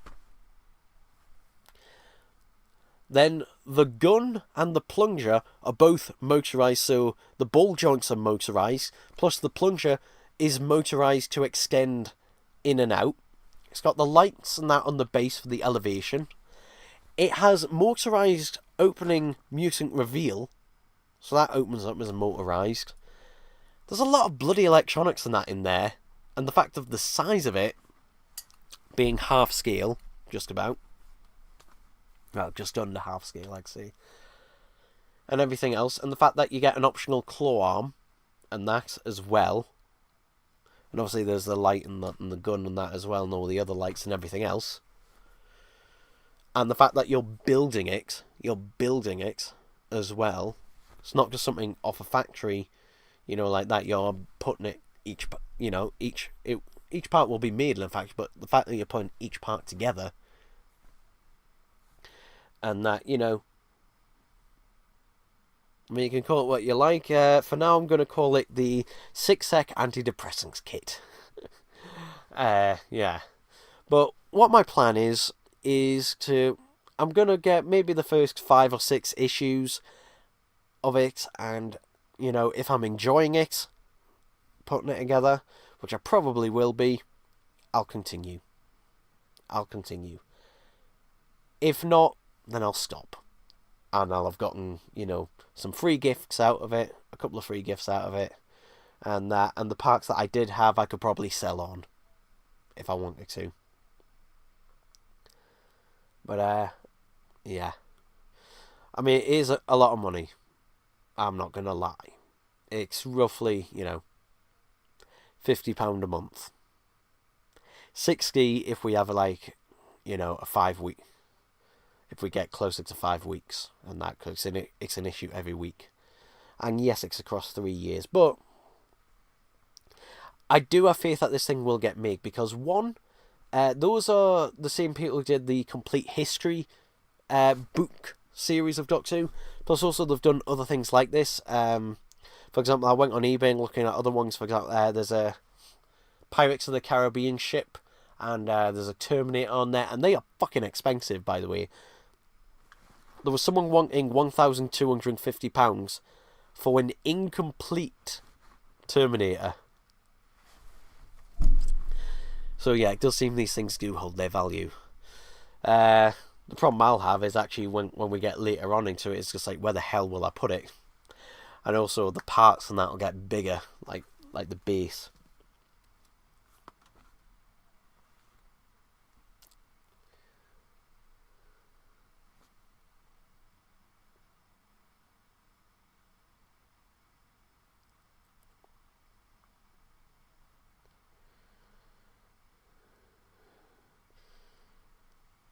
Sonny says, I don't know, it's almost 100% never gonna happen, but I loved 18-inch Dalek.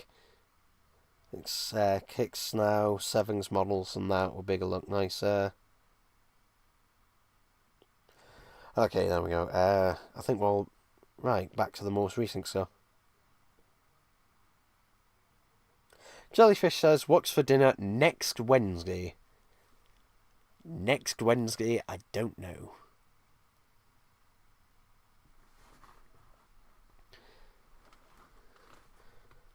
I don't know. I don't know about Wednesday. Depends what I've got in. And that. I normally plan my meals out the day beforehand. And that, unless I'm going out somewhere for a meal. Like, for example, I can tell you what I most likely will be having on Thursday for lunch. And I'll be meeting my grandparents that day, alongside our Skill Live. I'll most likely be having gammon, eggs and chips. Gunbank says, your dog is not Bobby, is Gunbank. No, it is Bobby. And it's not spelt like that, it's spelt Bobby.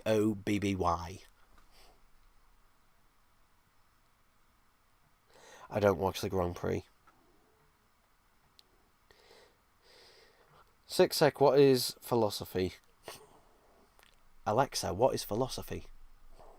Velocity is the speed in combination with the direction of motion of an object. Velocity is a fundamental concept. No. Alexa, stop. What is philosophy? Alexa, what is philosophy? Philosophy is a systematic study of general and fundamental questions concerning topics like existence, reason, knowledge, value, mind, and language. There we go. What's wrong with Tom Baker in AI? Tom Baker, because it's not Tom Baker if it's AI. It doesn't have his personality, his presence and that. It's not the same. Scotland versus Northern Ireland. Are you talking about which is a better country or which play? Like, I'd rather go to Scotland than Northern Ireland personally.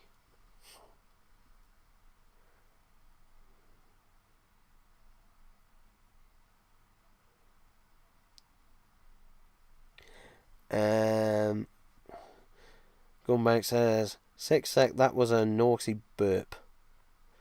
Yeah. Whether you expect professionalism or stuff from this channel, look elsewhere.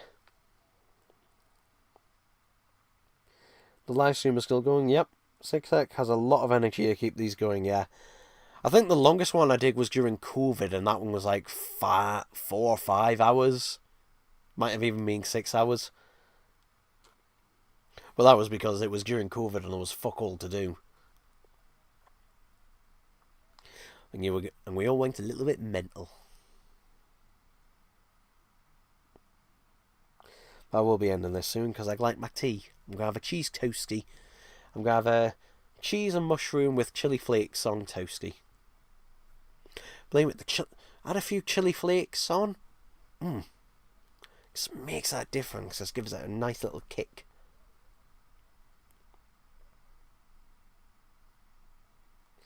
Has Six-Sec been to the toilet? I went to the toilet just before doing the live stream. That's why I do the starting soon bit at the beginning. When I do that, I nip off to the toilet. And that, so I don't... to try and avoid going during the stream. Mark Stevens says they leak the figures on purpose. Sometimes yes, sometimes no.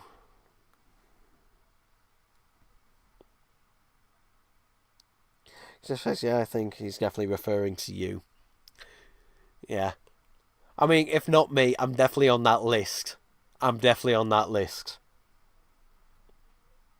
How expensive is this chair? This chair, which was the one I used to have at my granny's, which is obviously now here, was £100, and it came with a footrest, which I ordered from Amazon. It's not brilliant quality in terms of like a quality chair, but it is comfortable. It is comfortable. But yeah, the only thing about it is I can't really twist it round properly, fully, and that because it is large. It is quite large, this chair, because this is called like a lounge chair or TV chair type thing. Which is because before I had an office type chair, but I wanted a chair to be more comfortable sitting in for longer periods of time, and that's mainly because I've got a bag back and that. But this is very comfortable. But yeah, I don't think it's £100 anymore on Amazon. I think it's about 130 now. But I got this back in 2021 or 2022? Must have been 2022, like early 2020, like February time 2022, I think. Yeah. Yes, there's Aldrar. Spam calling you there. Yeah. Mr. Valeska says it was me. What was you, Mr. Valeska? Six, have you considered putting your number in your channel description? No, and I never will put my phone number in there. Like, I get enough bloody spam calls a day. Like, seriously, most days I will get at least one spam phone call. And that. So, yeah, no, I'm not putting my personal phone number out there. Have you ever done a P.O. Box video? No, because I don't have a P.O. Box, and I'm not going to get a P.O. Box. Because, one, those cost money to get a P.O. Box. And two is, one, there wouldn't really be enough people sending me stuff anyway. Number three is because I don't want a ton of people sending me literal shit in the post. Because some people would, I've no doubt.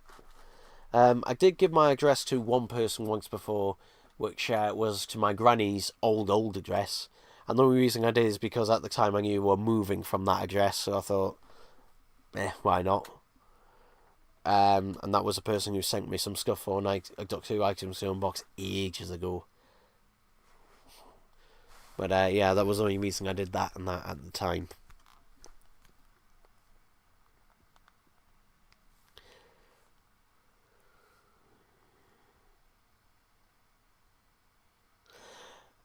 Yeah, someone commented on the live stream, not in the chat, but actually on the live stream. Just here on the post for the live stream. And said, I'm thinking of selling my stuff. Are the 18-inch Daleks worth selling? I mean, yes, they are worth it. They are worth a lot of money. But, yeah, depending on condition, like, if it's brand new in box, you're looking at £500 easy. If it's out of box, if it's, out of box and that, but it's pretty much in immaculate condition, everything's working, you're looking at probably £150 to £250-ish. And, pardon me, that'll be, like fajita type wrap I had earlier for my lunch being digested. Yeah. What was I gonna say? Oh yeah. If it's a boxed one, again, same thing. You're probably looking at £250, £300 odd, £350. But again, prices do vary. Why don't you do philosophy, says Goldmount, because I don't know. Mine no thinky drinky. Mr. Alexa says, Six Sec, can you tell me your top 5 characters from the Bengdome TV show? I've never watched it. I've never even heard of it, so I couldn't tell you. I've never watched it. I've never even heard of it.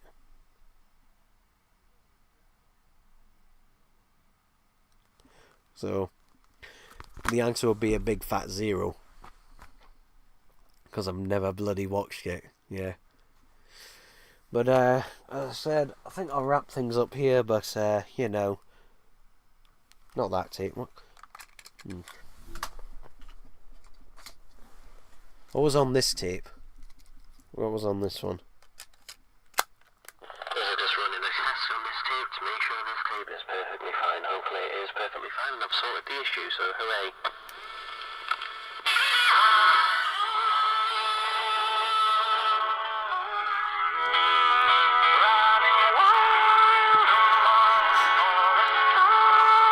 Who's this?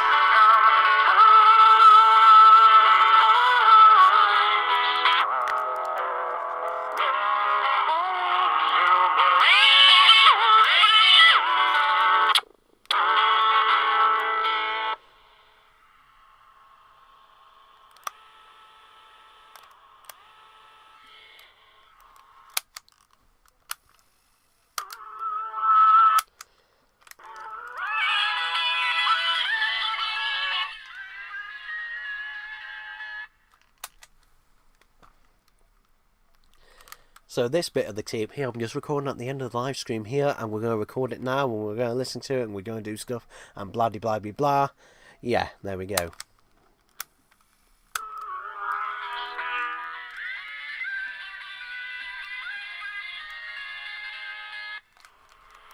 So this bit of the tape here, I'm just recording at the end of the live stream here, and we're going to record it now, and we're going to listen to it, and we're going to do stuff, and blah de blah de blah. Yeah, there we go. So, yeah, this thing does need new belts, really. It's alright for now. It's alright for now, but for playback and that, but rewinding and fast forwarding it can be a little bit iffy with that, so it does need a new belt and that at some point, but to be honest, the belts for this thing would cost basically the same price that this thing did actually cost, because I was able to get this really cheap.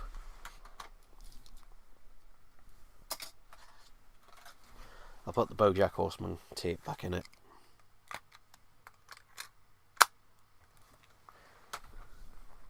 Yeah, just imagine Tobin Bell swallowing one of these. Because it's larger than you think. I don't want to put this in my mouth because I don't know where it's been. I don't know where it's been and that, because this one had a previous owner and that, so God knows where, you know. I do sanitize and clean these. I do sanitize and clean my stuff like that whenever I get a new piece of electronics like that. But I didn't do that to the tape, so who knows where the tape's been. So yeah, I'm not gonna stick that in my gob. Mr. Velasquez, Sixsec isn't British. He hasn't seen or heard of Benny Dome. Well, clearly I am British. I mean, there's a lot of things I could say that are British that you've probably never heard of, so meh.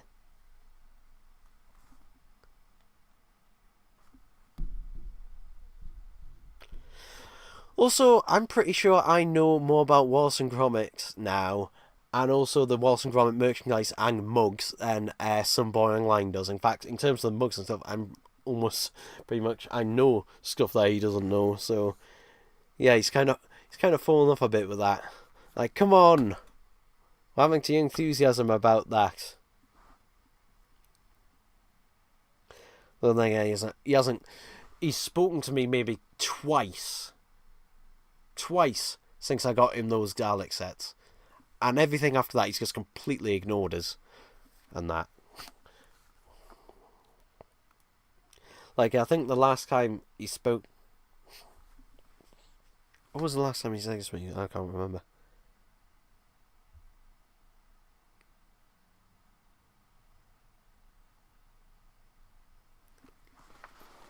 Alright, I'm going to have a look, see what Benny Dome is, eh?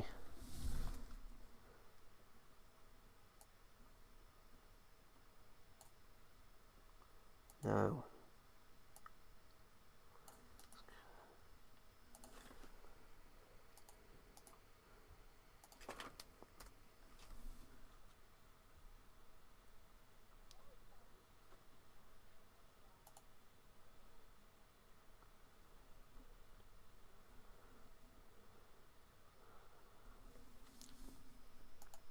never heard of it. Then again, it's ITV. Is that an ITV series? Yeah, it's ITV. Like, to be honest, I don't and have never really watched very much ITV anything, to be honest. There's some stuff I do, but yeah, I've always generally just watched like BBC stuff. So I've watched more stuff from Channel 4 than ITV. I've watched way more stuff from Channel 4 than ITV. Like, not just now, but also growing up.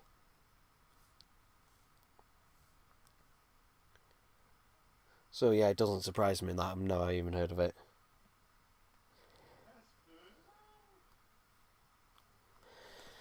But anyway, I think that'll be a good time to end it. And that, so yeah, thank you for watching this live stream and that. Don't know when the next one will be, probably when, I don't know, maybe we get some news and that about something else and blah blah blah. Something I've got enough to talk about for an extended period of time, so hey, who knows? Could be next week.